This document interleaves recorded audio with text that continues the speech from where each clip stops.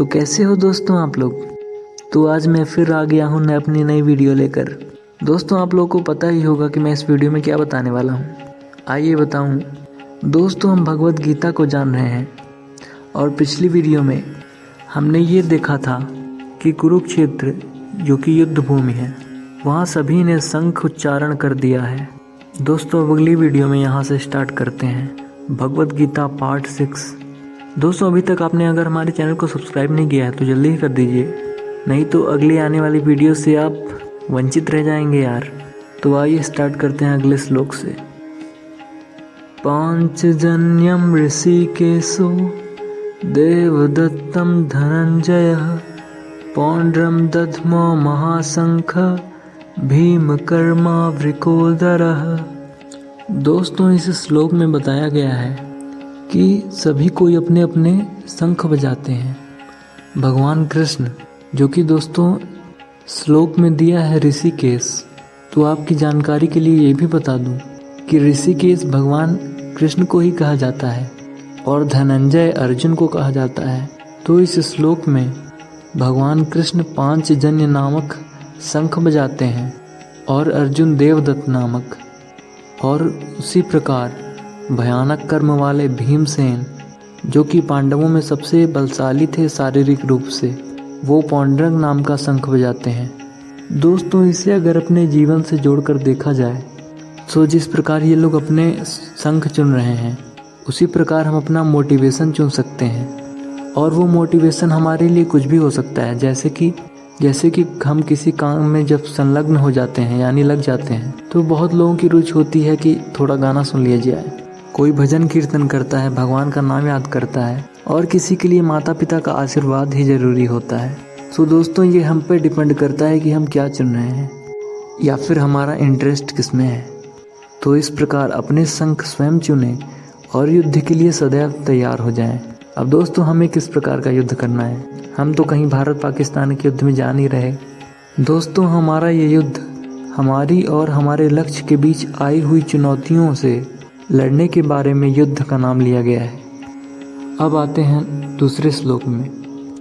अनंत विजयम राजा कुंती पुत्रो युधिष्ठिरः नकुलः सह देवश्च सुघोषमणि पुष्पको। दोस्तों अब इसी प्रकार पांडवों में सबसे श्रेष्ठ राजा युधिष्ठिर जो कि अनंत विजय नाम का, और क्रमशः नकुल तथा सहदेव सुघोष एवं मणि पुष्पक नाम का शंख बजाते हैं। दोस्तों तो इन्होंने भी अपने अपने शंख बजाए। अब इसके बाद आइए अगले श्लोक में। काश्यश्च परमेश्वासः शिखंडी च महारथः धृष्टद्युम्नो विराटश्च सात्यकिश्चापराजिताः द्रौपदो द्रौपदेयाश्च सर्वशः पृथ्वीपते सौभद्रश्च महाबाहुः शंखान् दध्मुः पृथक पृथक। दोस्तों अब कुरुक्षेत्र में हर योद्धा अपने अपने शंख के द्वारा अपने होने का अनुभव सभी को करा रहे हैं। सभी अपना अपना बल लगाकर शंख बजा रहे हैं कि देखो मैं आ गया हूँ, देखो अब मैं आ गया हूँ।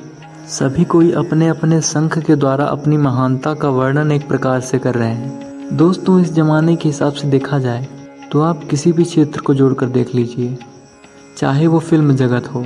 आपको पता है इन जैसी फिल्में आजकल बहुत सारी रिलीज हो गई।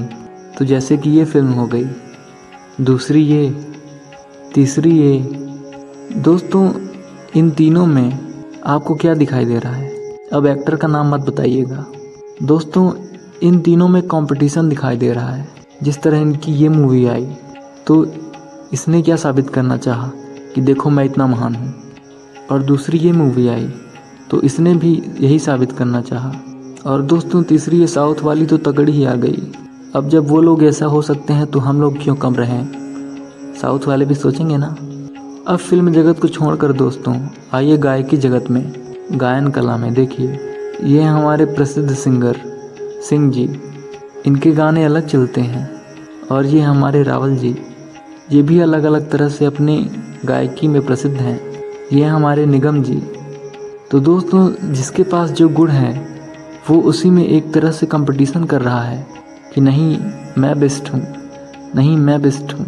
हालांकि दोस्तों ये लोग अपने मुंह से नहीं कहते, लेकिन बात तो यही है ना। चलिए दोस्तों, मैं तो सिर्फ एग्जाम्पल दे रहा था। अगर किसी के कोई फेवरेट हो तो दिल पे ना लेना।